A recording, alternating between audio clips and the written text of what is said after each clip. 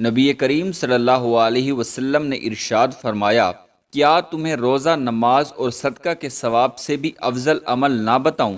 تو صحابہ کرام نے عرض کیا، یا رسول اللہ ضرور ارشاد فرمائیے۔ تو رسول اللہ صلی اللہ علیہ وسلم نے ارشاد فرمایا، آپس میں دشمنی رکھنے والے دو شخصوں کے درمیان صلح کروانا یہ روزہ نماز اور صدقہ کے ثواب سے بھی افضل ہے، جبکہ آپس میں لڑائی لگوانا ہلاکہ یعنی دین کا بالکل صفایا کر دیتا ہے۔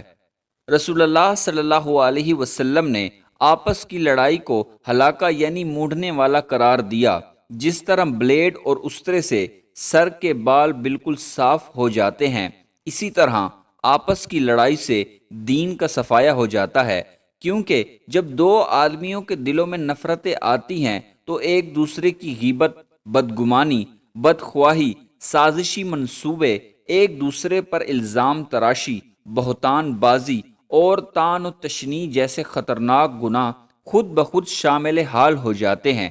یعنی گناہوں سے بچنے کے لیے اللہ کے رسول صلی اللہ علیہ وسلم نے لڑائی جھگڑے کے بجائے معاف کرنے اور دل کو صاف رکھنے کا حکم دیا ہے۔